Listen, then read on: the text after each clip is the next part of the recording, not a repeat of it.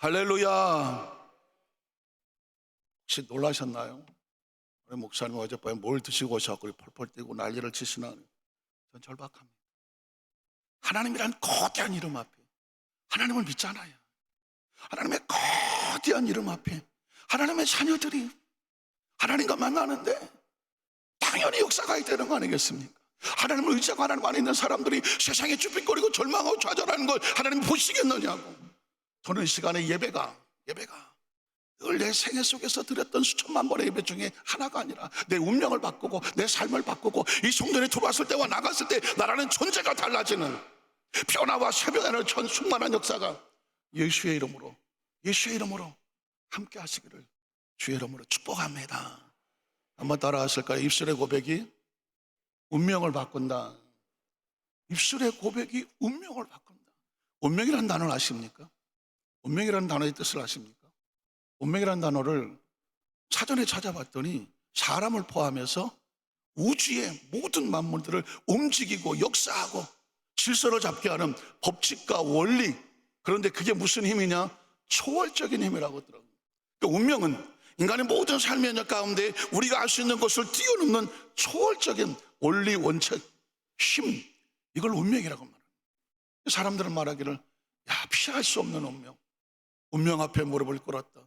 그게 내 발자국의 운명이지 뭐 내가 뭘 어떻게 하겠어. 운명 앞에 모든 사람들은 무기력합니다. 그런데 성경을 보면 놀랍게도 운명을 바꾸는 역사가 있습니다. 믿음이 운명을 바꾸고, 생각이 운명을 바꾸고, 꿈이 운명을 바꾸고, 그리고 언어가, 입술의 고백이 운명을 바꿉니다. 조영기 목사님께서 이 순복음 교단의 영적으로 세계를 끌어가셨던 조 목사님의 4차원의 영성은 왜 4차원의 영성인가? 운명을 바꾸기 때문입니다. 꿈이 운명을 바꾸고, 생각이 운명을 바꾸고, 믿음이 운명을 바꾸니까, 입술의 고백이 운명을 바꾸니까, 그게 4차원의 영성이고, 이 순복음 신앙의 그 오순절 마가다락과 있던 성령님과 함께 뭘 바꿉니까? 하나님의 사람들을 바꾸라고 하는 이 4차원의 영성이 바로 사람의 운명을 바꾸려고 하는 거거든요. 입술의 고백이 여러분 운명을 바꿉니다. 저도 가만히 제가 제 사역을 한번 뒤돌아봤습니다. 제가 1988년도에 여의도 순복음교회 교육자로 출발을 했어요. 94년도에 조 목사님 비서실장을 정말 은혜로 비서실장을 감당하게 됩니다. 그리고 95년도에 순복음원대교회 담임 목사로 갑니다. 고양시에 있는. 나중에 고양시 사역을 마치고 미국 베데스다 대학교 베데스다 순복음교회에 선교사로 출발을 합니다. 어느 날 제가 깜짝 놀랍니다. 내가 어떻게 여기 와 있지? 제가 여의도 순복음교회 교육자를 할 때에 설문조사를 받은 게 있습니다. 당신이 만약 나중에 개척을 한다면 어디서 단독 목회를 하기 원하십니까? 제가 집이 원당이었어요. 집에서 가까운 게 좋겠지 뭐. 고양시. 당신이 만약 선교사를 나간다면 어느 나라 가겠습니까?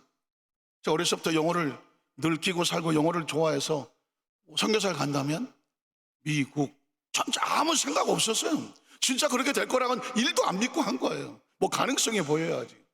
그런데 나중에 보니까 제가 단독 목회를 고양시에 있는 순복음 원당교회 담임 목사를 파송을 35에 받습니다.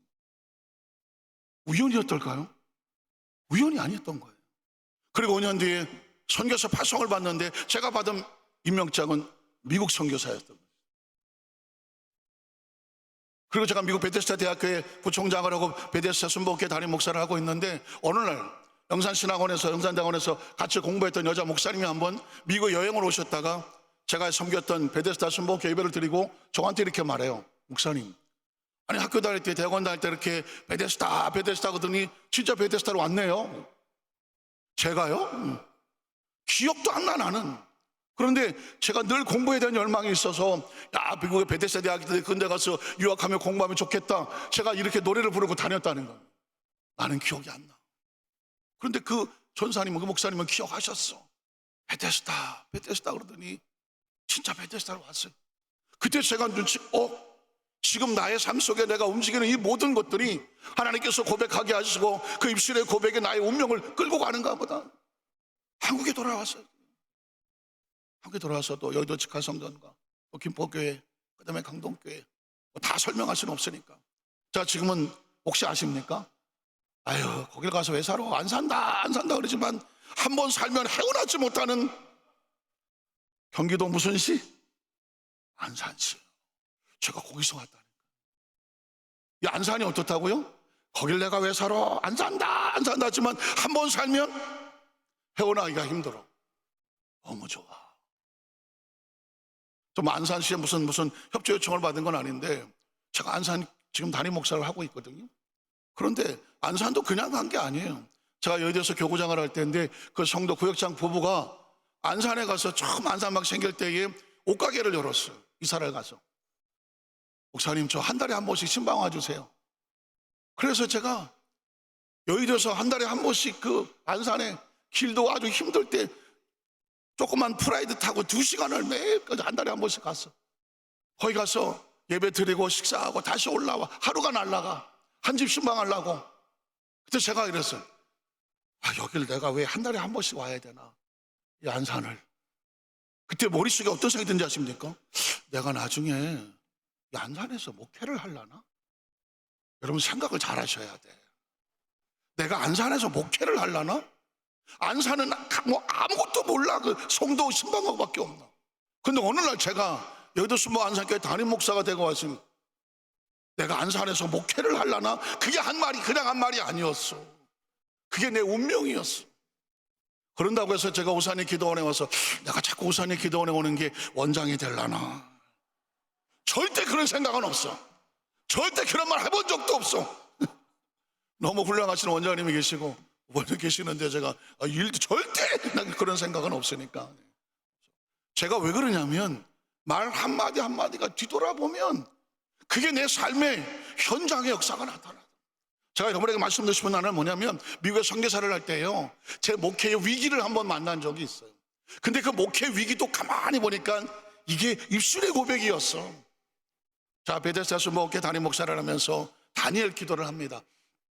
그때 한 여자 집사님 한 분이 기도하는데 기도 제목을 이렇게 올리잖아요. 목사님 기도해 주세요. 근데 기도 제목을 보니까 그 집사님의 오빠의 부인 올케가 나이가 50밖에 안 됐는데 갑자기 유방암 말기가 돼서 UCI라고 하는 UC 얼바인 대학 메디컬 센터에 지금 입원해 치료 중이라는 거예요. 그러니까 목사님 혹시 시간이 꼭 되실 때 그 병원에 가서 언니 위해서 안수 좀 해주시고 기도해 주세요. 우리 교회 성도는 아니지만 우리 교회 성도의 오빠의 부인이니까 알았다고. 주일날 오후에 저희 집사람하고 UCI 메디컬 센터라는 곳에 신방을 갔어요. 신방을 갔더니 뭐 난생 그때 처음 가니까 막 어리어리하지 사람이 처음에는. 그런데 그 병실에 들어갔더니 그 본인은 안 계시고 오빠가 있어요. 근데 오빠가 보니까 장로교회 안수 집사님이시더라고. 그리고 또 신학생이에요. 그래서 이제 인사를 하고 제가 이래서 와서 오늘 성도님 기도하러 왔습니다. 좀 있다가 보니까 부인이 와. 머리는 빡빡 깎았고 휠체어를 타고 금방 항암주사를 맞은 것 같아요. 얼마나 보기 안타까워요. 아이고 집사님 제가요 집사님 그 교회 담임 목사인데 제가 부탁을 받고 우리 사람하고 같이 예배드리고 기도하러 왔어요. 그랬더니 반응이 없어. 이 분위기가 찬송을 부를지 분위기가 아니야. 그래서 그럼 제가 말씀 한 절을 읽고 기도해도 될까요? 반응이 없어. 어떻게 그냥 나올 수도 없고 제가 성경 한 구절을 읽겠습니다. 성경을 읽고 그리고 뭐 설교할 것도 없어. 반응이 없는데 뭐 성경 읽고 기도하겠습니다. 반응이 없어. 어떡하지? 할 수 없이 뭐 머리에 손을 얹었어. 머리를 빡빡 깎았는데 전 이때까지 사람의 머리가 이렇게 찬 건 처음 봤어. 차디찬 대리석 같아. 섬찟하더라고. 근데 어떻게 손을 얹었으니 간절히 기도를 합니다. 반응이 없어. 저는 그때 목회에 엄청난 무기력함을 느꼈어요.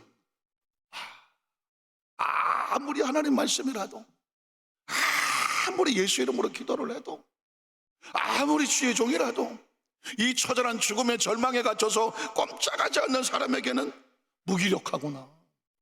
왜 말씀을 선포할까요? 왜 말씀 기도를 하고 간절히 안수를 할까요?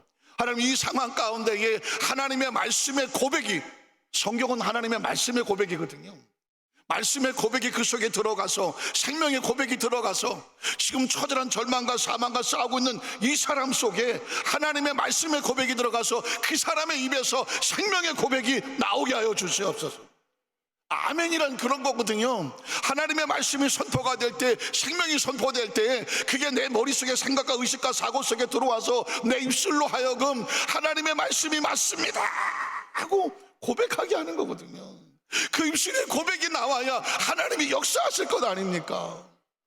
근데 이 사람이 그도 그럴 것이 미국에 이민을 가서 남편하고 세탁소를 하면서 죽어라 고생을 하고, 그러다 어린 딸을 하나 낳는데 어린 딸이 이제 고3쯤 됐어. 대학을 또 가야 돼.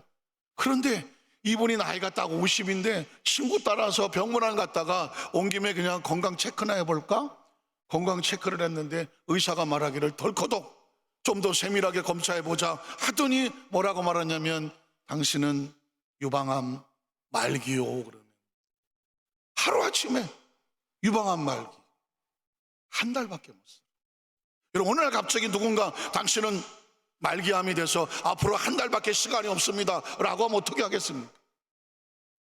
죽어라고 고생을 해서 겨우 이민 생활에 좀 자리를 잡을 만한데 딸내미가 고3이라서 좀 대학도 가야 되고 중요한 시기인데 덜커덕 유방암에 걸려서 한 달밖에 삶지 못하고 병원에 가서 머리를 빡빡 깎고 항암 치료받으면서 처절한 사투를 해야 되는 이 사람, 절망에 빠져있는 사람, 이 사람에게 무슨 희망이 있겠어?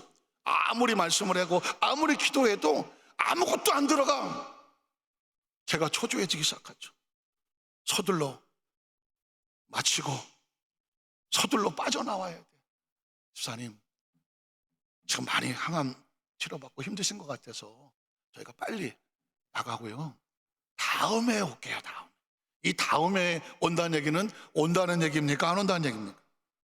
온다는 것도 아니고 안 온다는 것도 아니야. 그냥 일단 나가야 돼. 일단 이 병실을 내가 빠져나가야 되겠어.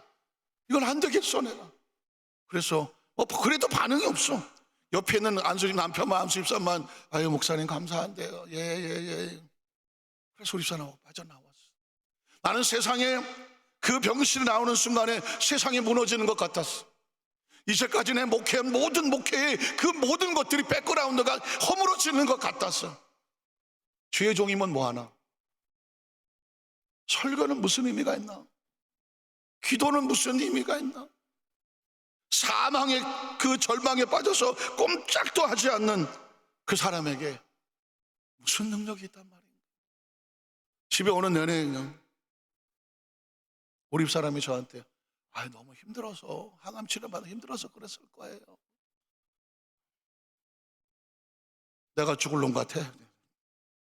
집에 와서 밥도 먹는 동 마는 동.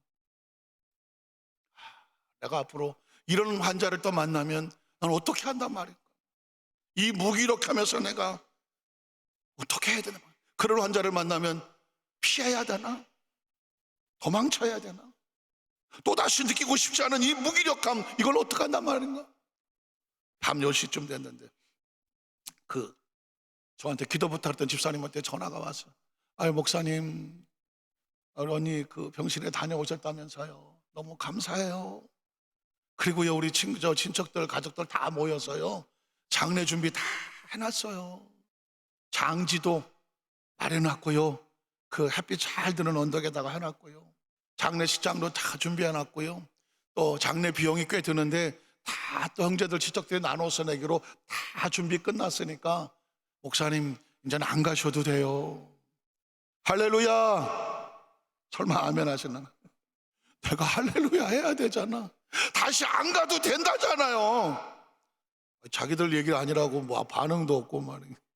나는 정말요 이제 다시 안 가도 돼 하고 싶었지만 그건 내 문제가 아니었어.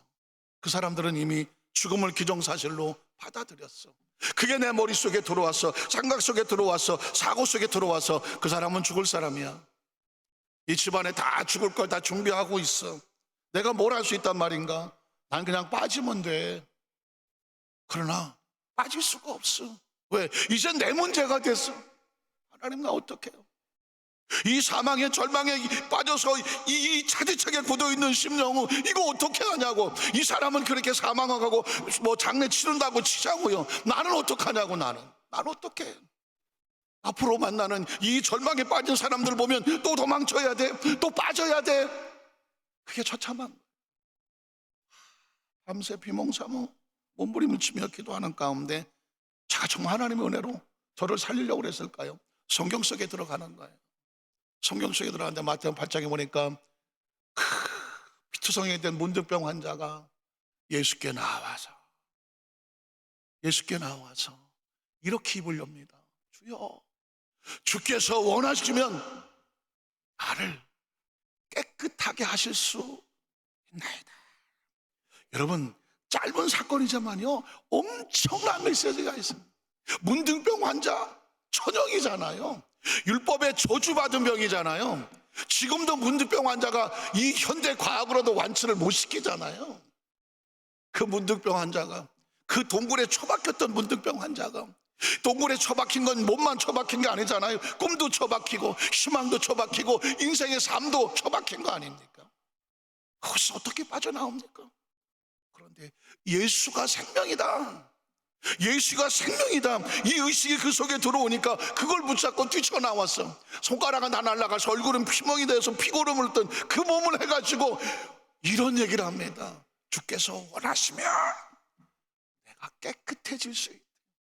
그런 사고가 어떻게, 눈을 보는데 어떻게 나와? 자기 몸을 보는데 어떻게 깨끗해질 수 있어? 깨끗하다는 말을 올릴 수가 없잖아.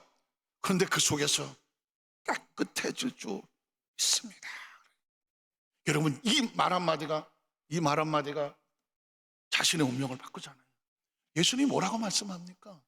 예수께서 그 몸에 손을 대시면, 저는 이 설교할 때마다 눈물이 날 수밖에 없어요. 문둥병 환자가요 원하는 게 뭡니까? 돈 좀 집어주는 걸까요? 아유, 안 됐는데 어떡해요. 걱정해 주는 걸까요? 아유, 그냥 겨울인데 따뜻한 장갑이나 이런 걸까요? 혹시 들어보셨나요? 문둥병 환자들이 원하는 거는 누군가 나를 정상적인 사람처럼 손 한번 잡아주는 거, 따뜻한 최후의 온기를 느낄 수 있게 해주는 거라고 하더라고요. 다들 올무까봐 막 이렇게 움직일 때에 그를 붙잡아주는 거라고. 예수님은 이 문득병 환자의 몸에 손을 대셨어. 성경에 기록되지 않았지만 손을 대면서 뭐 하겠어요? 얼마나 힘들었을까? 얼마나 두려웠을까? 얼마나 아팠을까? 얼마나 무서웠을까? 얼마나 외로웠을까? 얼마나 처참했을까? 예수님은 그 몸 마음으로 오늘 그 동굴을 뚫고 나와서 예수께서 그 예수 앞에 엎드려서 주께서 원하시면 내 몸이 깨끗해질 수 있나이다, 이 말을 고백하기가 얼마나 힘들었을까. 그 고백이 쉽지 않은 걸로 아십니다. 손을 얹고 내가 원하노니 깨끗함을 입을지어다. 그 문둥병 환자 입에서 나왔던 깨끗해질 줄을 믿습니다 그랬더니 그 입술의 고백을 그대로 예수님이 깨끗함을 입을. 여러분 보십시오. 이 사건의 가장 중요한 단어는 깨끗함입니다. 예수의 입에서 그 깨끗함이 나오기 전에 문둥병 환자가 먼저 깨끗해질 줄로 믿습니다라는 입술의 고백을 이 앞에 드렸습니다. 그 고백에 예수님은 뭐합니까? 축사만 하는 거야. 도장만 찍는 거야. 내 믿음대로 될지어다. 와, 예수님은 처절한 문둥병 앞에서 피하지 않으시네, 빠지지 않으시네. 그의 목을 손대시며 그를 깨끗 해내시네. 여러분, 바로 그 옆장면에 보면 백부장 예수 앞에 나오지 않습니까? 자기 하인이 집에 누워 중풍병으로 죽어간다. 예수 앞에 나와서 무릎을 꿇고 주여 내 하인이 병들어 있습니다. 그때 예수님께서 뭐라고 말합니까? 피하든가요? 야, 중풍병 쉽게 안 나. 어떻게 하다가 중풍병 걸린 거야? 무슨 죄를 저지른 거야? 비판하지 않습니다. 신분이 뭐야? 따지지 않습니다. 얼마나 오래됐어? 묻지도 않습니다. 예수님은 즉각적으로 이렇게 내가 가서 고쳐줄게. 내가 가서 고쳐줄게. 예수님은요 모든 병든 자들의 그 몸과 상태 앞을 보면서 그 연민의 몸을, 하나님의 자녀들을 회복하고 치료하기를 원하시는 거예요. 그 치유 사역의 가장 첫 번째 뭔지 아십니까? 하나님의 사랑이거든요. 내가 고침을 받고 이 병에서 나와야 될 이유는 뭐냐? 내가 무슨 은혜가 있어서가 아니라, 내가 무슨 능력이 있어서가 아니라, 자격이 있어서가 아니라 하나님의 사랑으로 받는 거예요. 하나님의 사랑인 거예요. 문둥병 환자에게 뭘 묻던가요? 그 고통에서 빨리 빠져나와라. 내가 가서 고쳐줄게. 중풍병 환자 내가 가서 고쳐줄게 하는 거예요. 백부장이 말하기를, 주여 내 집에 들어오심을 감당하지 못하겠사오니 오늘 이 시간에 시간과 공간을 초월해서 여기서 말씀만 하셔도 내 하인이 집에서 나올 줄로 믿습니다. 사실 치유사역인데요, 치유사역인데 거기에 중요한 핵심 키워드는 뭐냐? 그들의 입술의 고백입니다. 여기서 말씀하셔도 내 하인이 집에서 시간과 공간을 초월해서 나올 줄로 믿습니다. 예수님께서 깜짝 놀라지 않습니다. 깜짝 놀라지 않습니다. 저는 우리 이 자리에 참석한 모든 성도들의 입술의 고백이, 믿음의 고백이, 생각의 고백이, 꿈의 고백이 주님을 놀라게 하기를 원합니다. 모든 사람이 그 꿈을 꾸지 못했을 때, 모든 삶을 이렇게 생각하지 못했을 때, 그 모든 사람에게 믿지 못했을 때, 모든 사람이 입술로 고백하지 못했을 때, 그 고백을, 예수를 믿는 고백 하나로 그를 뛰어넘는 믿음의 고백을 던지기를 원합니다. 예수님께서 내가 이만한 믿음을 본 적이 없다. 머리로 계산하지 않고, 생각으로 생각하지 않냐고, 내가 안 된다고 해서 포기하지 아니하고, 의사가 안 된다고 해서 포기하지 아니하고, 그 예수에 집중을 하고 나니까 시간과 공간을 초월해서 역사하시는 주님의 권세로 내 하인이 나올 줄로 믿습니다. 예수님은 딴 거 하지 않습니다. 그 입술의 고백 위에 도장만 찍는 겁니다. 내 믿음대로 될지어다죠. 내 믿음대로 될지어다. 그래 즉시로 그의 하인이 나았다고 말하지 않습니다. 우리에게 뭘 맺히고 있습니까? 입술의 고백을 얘기하는 겁니다. 오늘 성경 보면 나가보면 7장도 여러분 눈치채셨겠지만, 페니키아 여인이 딸이 귀신 들려서 피투성이 돼가는 거예요. 주여 내 딸을 고쳐주십시오. 예수님 짐짓 말하기를, 나는 유대인에게만 보냄을 받았어. 이방인들에게는 내가 시간도 없고 여유도 없고 개 취급을 당하는 너희에게는 내가 가고 싶지 않아. 이건 퇴사하려고 하는 거겠다죠. 그때 그 여인이 하는 말 기억하십니까? 부스럭이라도, 아무리 개라도 부스럭이라도 주시면 내 딸이 나올 줄로 믿습니다. 그때 예수님께 하신 말씀, 네가 이 말을 하였으니 네 딸에게서 귀신이 나가느니라. 그래서 지금 저와 여러분 크리스찬들에게 하나님께서 원하는 거 뭐냐? 그 입술의 고백이 어떤 방향으로 흐르냐를 주님은 귀담아 들으시는 거 아니겠어요? 제가 그 장면을 보면서 느끼는 건 뭐냐? 예수님 앞에 절대 절망은 없구나. 문둥병도, 중풍병도, 귀신 들린 역사도 예수 그리스도 앞에서 온전히 회복되는구나. 근데 제가 이렇게 만만한 사람이 아니에요. 그 성경 좀 봤다고 해서 제가 아이고 주여 제가 잘못했나이다 이렇게 무너지지 않아요. 이런 모시기는 생각보다 똑똑해요 제가요. 별로 반응이 없었군요. 제가 보니까 주님, 문둥병 당장 죽지 않아요. 중풍병 뭐 당장 죽지 않아요. 귀신 들렸다고 당장 죽지 않아요. 지금 제가 만난 사람은요, 한 달이에요. 한 달 안에 죽는다고 말했어요. 죽음 앞에서는 어떻게 하실 거예요? 그랬더니 그 성경이 왜 필요한지를 알겠더라고. 아하, 나인성 과부의 아들이 죽습니다. 떡대 같은 아들이 일찍이 과부가 돼서 아들 하나 믿고 살았는데, 아들을 남편처럼 믿고 살았는데 이 아들이 갑자기 병들어 죽게 됩니다. 그 과부가 얼마나 처참했을까요? 얼마나 그 시선을 붙잡고 울었을까요? 장래 행렬이 내려오기 시작합니다. 처참한 죽음과 통곡의 행렬인데, 근데 성경에 보니까 예수님이 제자들과 함께 올라가는 중이었어. 장래 행렬은 내려오는 중이었어. 그 중간에 부딪히는 거예요. 보통 같으면 아이고 또 과부가 얼마나 불쌍한가, 아유 고인의, 크리스천은 쓰는 말이 아니지만 아유 좋은 데로 가기를 원합니다 이러고 비켜야 될까요? 전 뭐가 궁금하냐면, 예수님은 이 사망의 행렬을 만났을 때 어떤 반응을 보였을까? 여러분 기억하잖아요. 죽음의 행렬이 내려와 예수는 생명의 행렬이 올라가 중간에 만나 뭐 했을까요? 성경에 그런 말은 없지만 제가 볼 때 느껴져. 한번 따라하세요. 사망아 멈춰라. 사망아 멈춰라. 생명만이 사명을 멈출 수 있습니다. 죽음의 행렬이 내려올 때 예수님께서 사망아 멈춰라. 장래 행렬이 멈춥니다. 그 다음에 뭘 했을까요? 한 번 더 따라하세요. 관뚜껑을 열어라. 성경에 있어요, 없어요? 없어요. 근데 여러분, 관뚜껑을 열어야 나오지 않습니까? 아니, 관뚜껑을 열어야 나올 거 아니에요? 물론 성경은 그 부분을 생략했지만 관뚜껑을 열라고 하는 얘기는 살아날 것을 믿는 믿음의 선언이거든요. 관뚜껑을 열으라고 말하죠. 그 뚜껑을, 그때 비로소 나온 여가 뭐예요? 우리 한번 더 따라, 청년아 일어날지어다, 일어날지어다, 일어날지어다. 왜 세 번씩 하느냐고요? 세 번째는 따라하겠지 뭐. 입술에 고백해서. 전 여러분에게 말씀을 들으면서, 말씀이 믿음은 들으면서 나오잖아요. 말씀을 듣고 하는 말씀은 내 속에 들어와서 그게 이제는 듣는 말씀이 아니라 내 입에서 나오는 말씀이어야 돼요. 입술의 고백이 운명을 바꾸기 때문이거든요.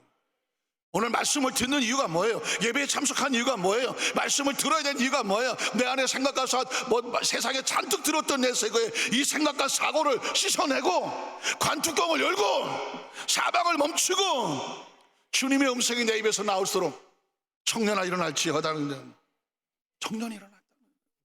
왜 성경이 이런 이야기, 처음에 저는 뭐 죽은 자가 살아나는 이 기사가 왜 필요한가? 예수님만 부활하면 그만이지.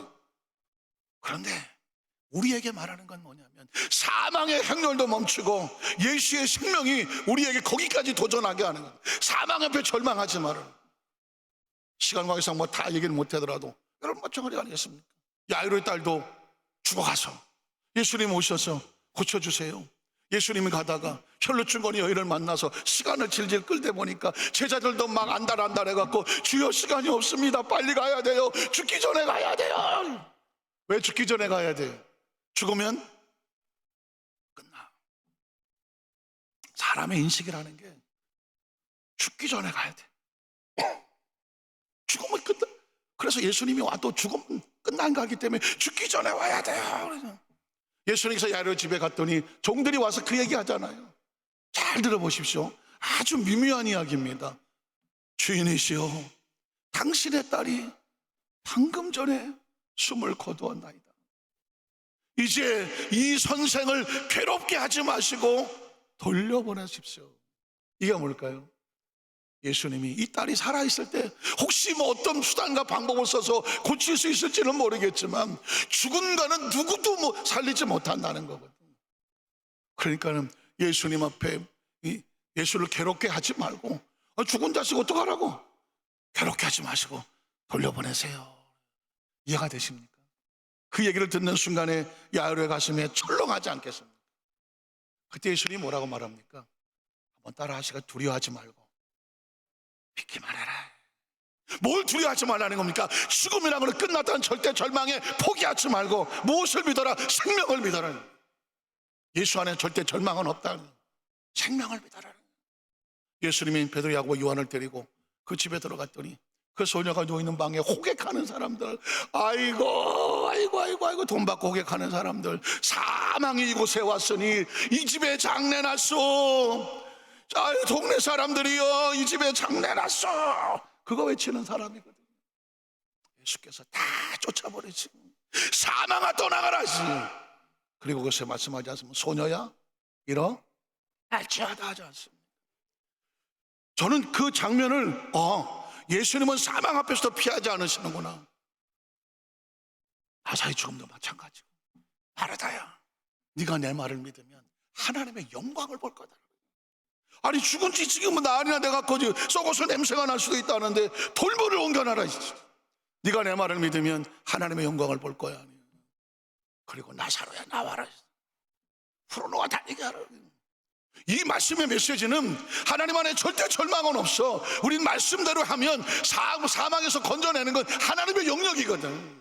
하나님의 영역입니다. 오늘 제가 여러분 앞에서 이 말씀을 증거하면서 제가 무슨 능력이 있겠습니까? 아니, 여기서 안산교회 김진희 목사가 무슨 능력이 있어? 내가 뭐 죽은 자를 살리겠어? 뭘 내가 어떻게 하겠어? 그러나 말씀대로 돌문을 옮기고 말씀대로 외치고 말씀대로 고백을 하면 그 생명은 누가 하는 거예요? 예수님이 하는 거예요. 말씀을 전하면 여러분이 그 말씀을 아멘으로 받고 말씀이 여러분 입술 고백이 나오면 예수님 뭐라고 말씀해? 내 믿음대로 될지어다는 거예요.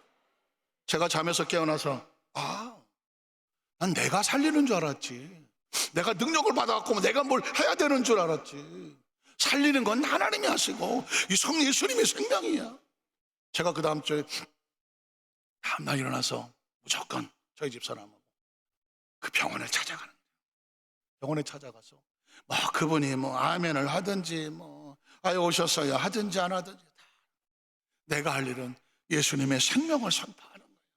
예수님이 생명입니다. 예수님이 생명입니다. 예수님이 생명입니다. 이 병실에 예수의 생명이 충만하게 하여 주시옵소서. 이 환자에게 예수의 생명이 충만하게 하여 주시옵소서. 그 고백만 하는 거야. 그 고백을 계속 선포하는 거야. 이유가 뭐냐? 내 안에 들어왔을 때 내 절망을 쫓아낸 건 예수의 생명이거든.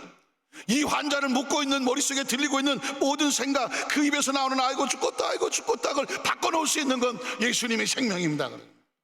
그 예수의 생명입니다. 생명입니다. 여기 화분 뭐 여기 있지만은 이 화분이요 뭘 주면 삽니까? 물을 주면 삽니다. 난 화분이 물 먹고 왜 사는지 잘 몰라. 원리도 모르겠고 뭐 대충 학교에서 배운 거 그게 다야. 그렇지만 확실한 건 알아. 화분에다가 나무에다 물 주면 살아. 그 화분과 나무들에게는 물이 생명이거든. 예수의 말씀 우리 어떻게 고친지 잘 몰라. 그러나 예수의 생명이 우리에게 수분이 되어졌어. 우리 가운데 부어지고 그것을 우리 속에서 입술로 고백을 하면 생명이 살아나는 거지. 생명이 살아나는 거야. 전 거기서 내가 목회를 해야 될 이유를 알았어. 말씀을 증거해야 될 이유를 알았어. 기도해야 될 이유를 알았어. 난 예수의 생명을 붓는 사람이구나. 예수의 생명을 전하는 사람이구나. 그 생명이 어떻게 고치는지 내 영역이 아니구나. 그러니까 그 사람이 뭐 반응을 하든지 안 하든지 그게 나에게 상처를 주지 않아. 그게 나를 절망시키지 않아. 난 예수의 생명을 붓는 사람이에요. 붓는 사람. 혹시 그 병원에 가지 못할 때는 그곳을 향하여 기도하는 예수의 생명으로 충만할지어다 충만할지어다. 그게 기도 아닙니까? 시간과 공간을 초월해서 예수의 생명으로 충만할지어다 충만. 하늘 기도를 하는데 목사님 7일 남았어요. 이제 이 환자를 의사가 포기하고 실험실에 들어가는데 실험실에 들어가서 나오는 확률은 거의 없대. 동의서를 쓰고 들어가. 그러면 다른 사람하고 어떻게 큰일 났어? 난 몰라. 난 큰일 안 났어. 그 7일이 나에게 절망을 주지 않아. 목사님 3일 남았어요. 어쩌라고? 그 3일이 나에게 절망을 주지 않아. 나는 믿는 거 하나야. 예수가 생명이다. 예수가 생명이다. 뭐 주간절에 씨를 써도 예수가 생명이고 실험실에 들어가도 예수가 생명이야. 난 다른 건 몰라. 예수가 생명이야. 드디어 한 달째 의사가 말하는 한 달째 이제 시신으로 나오느냐 살아서 나오느냐 그건 하나님의 영역이야. 그런데 그 한 달째 되는 날 그 병실에서 병실도 아니야. 의사가 하는 실험실에서 시신으로 나온 게 아니라 그 성도가 살아서 나왔어. 살아서 나왔다고. 하나님께 경건의 박수 한번 드리겠습니다. 비록 머리는 빡빡 깎고 휠체어는 탔지만 살아서 나왔어. 제가 전해드린 이야기는 그분이 그 집사님이 병실에서 이 휠체어를 타고 살아서 나올 때 그 미국 의사들이 미라클이라고 외쳤다고 그래. 야, 이건 우리 능력이 아니야. 의학이 아니야. 이건 하나님이 고쳤어. 그러더래요. 의사가 그렇게 하더래요. 의사가. 우리 하나님께 감사 영광 박수 올립니다. 그 환자라 그분이 이제 병실에 퇴원을 합니다. 제가 이제 미국에서 이제 한국에 들어올 귀임이 됐을 때에 마지막으로 그분하고 식사를 했어요. 그분하고 식사를 했는데 머리는 아직도 빡빡이고 뭐 옷은 이제 닫혀 있고 휠체어를 타고 이렇게 나오셨어. 나는 세상에 그렇게 아름다운 여인은 처음 봤어. 여인이 아니라 그렇게 아름다운 인간은 처음 봤어. 사람이 어떻게 아름다워지는지를 알았어. 어떻게 아름다워지나? 그 얼굴과 마음 생각 속에 모든 부정적인 의식이 빠지면 사람은 빛이 나게 되어 있더라고. 빛이 나게 되었어. 화장이 아니야. 무슨 데코레이션이 아니야. 물론 화장도 하셔. 다 하시는데 인간은 존재적으로 그 속에 독이 빠져나가고 죄가 빠져나가고 미움과 원한과 원망과 이 부정적인 이 어둠의 세력이 이 어둠의 독소가 다 빠져나가니까 얼굴이 그렇게 빛이 나더라고.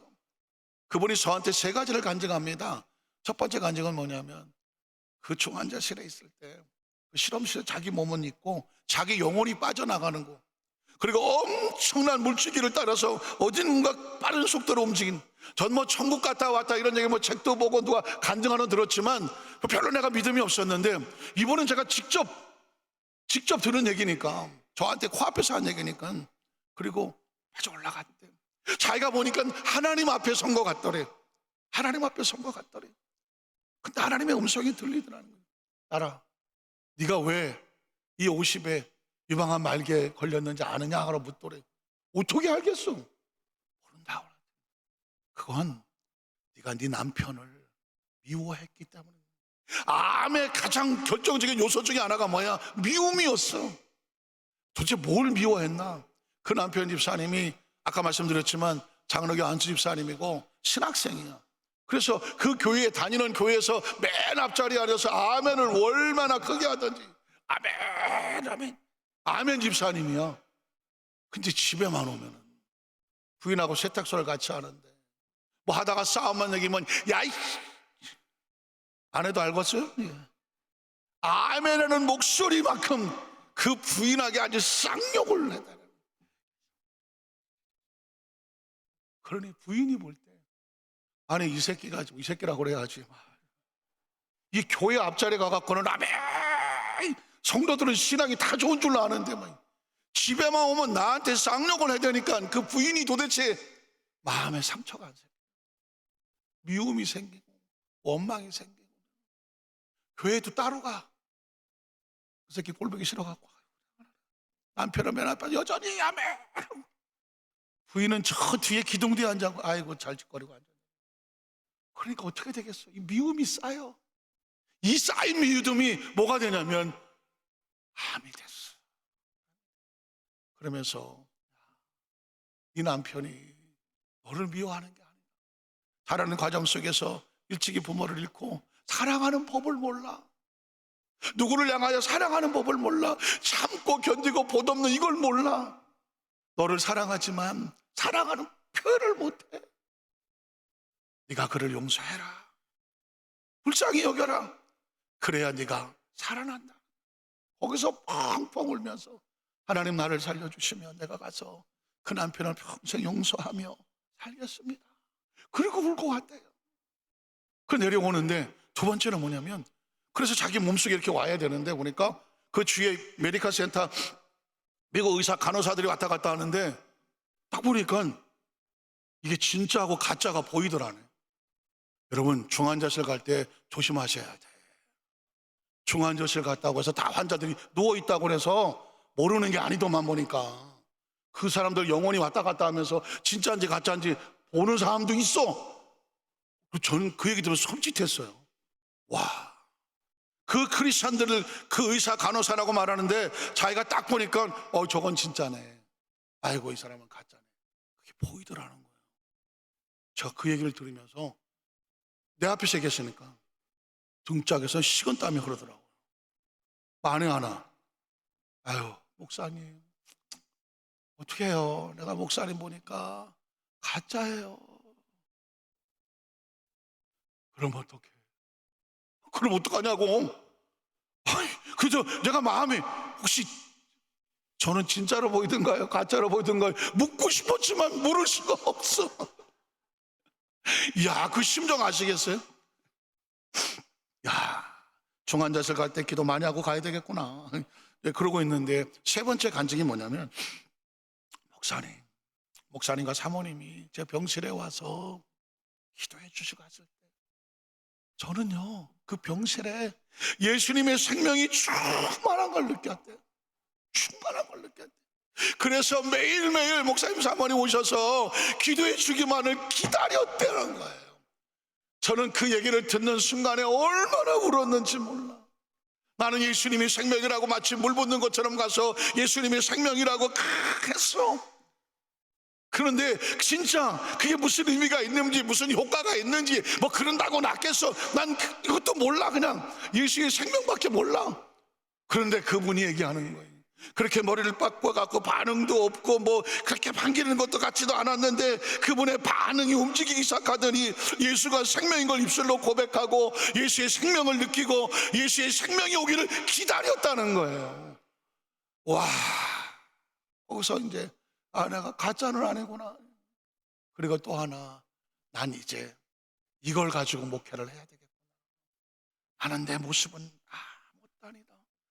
예수의 생명만 증거하면 예수의 생명이 그곳에서 축복하고 치료하셔서 살리셔서 하나님 역사가 나타나게 하는 거네. 우리 하나님 영광의 박수 한번 드리겠습니다. 오늘 저는 오늘 이 자리에 와야 될 이유는 딱 하나, 예수님이 생명이라고요. 예수의 생명을 전하러 온 거라고요. 예수의 생명을 선포하러 온 거예요. 저 개인은 아무것도 없어요. 제가 체험하고 느꼈던 예수의 생명을 선포했더니 생명이 움직이더라. 생명이 역사하더라. 생명이 그 마음속에 들어가서 생명을 기다렸더니 생명을 살려내더라. 그럼 보십시오. 그분을 살린 거는요, 그분을 살린 것은 예수의 생명이 선포되고 그 입술에 생명이 들어가고 입술이 고백되고 생명을 느끼고 생명을 사모했더니 예수의 생명이 그분을 살리시고 그 놀라운 기적을 하게 하신 줄로 믿습니다.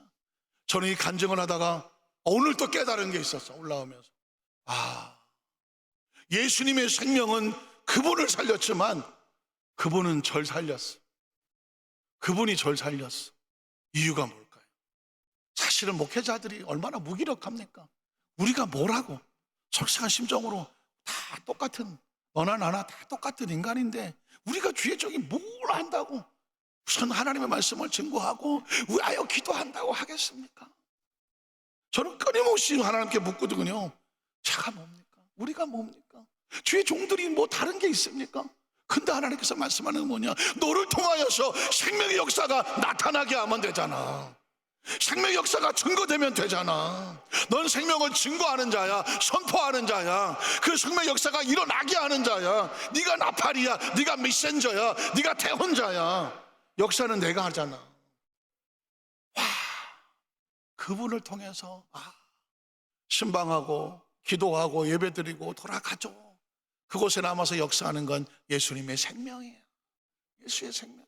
저는 오늘 시간에도 우리 순복음 봉사협회에서 귀한 그런 성회를 연도할 때에 사실은 뭐 몇 명이 왔느냐 별로 의미 없다고 그러잖아요. 생각해 보십시오. 사람의 숫자를 의해서 하나님의 능력이 좌우된다고 하면 그게 무슨 하나님의 능력이에요? 사람의 숫자에 상관없이 하나님의 역사하는 것이, 그게 하나님의 역사하는 것이지. 올 사람은 다 왔다고 말했잖아요. 필요한 사람은 다 왔다고 말했잖아요. 수천 명이 왔다가 그냥 나가는 것보다 보다도 필요한 사람이 와서 나갈 때 다들 문둥병은 깨끗해서 가고 앉은 병이 일어나서 가고 소경은 눈을 떠서 가고 귀목은 열고 가고, 믿으십니까? 의사가 포기한 사람은 하나님이 살리셔서 가고, 내 인생이 어떻게 될지 몰라서 가치와 목적과 의미를 몰라서 내가 이곳에 마지막처럼 와 있던 사람이 오늘 말씀을 들고 예수의 생명을 통해서 다시 일어나서 새롭게 도전하면 그게 하나님의 역사 아니겠습니까? 오늘 이 순복음 봉사회에 마지막 날까지 정말 기라상 같은 목사님들에서 그들의 입술을 통해서 하나님의 말씀이 선포되어질 때에 여러분 모든 성도들 가운데 각자 필요한 대로 하나님의 역사가 나타나고 하나님의 역사와 치료가 나타나서 이번 성회 통해서 우리 모든 성도들에게 하나님의 입술의 간증이 여러분을 통해서 많은 영혼들을 살려내는 축복의 역사가 있기를 주님의 이름으로 축원합니다. 기도하겠습니다. 하나님 아버지 감사합니다.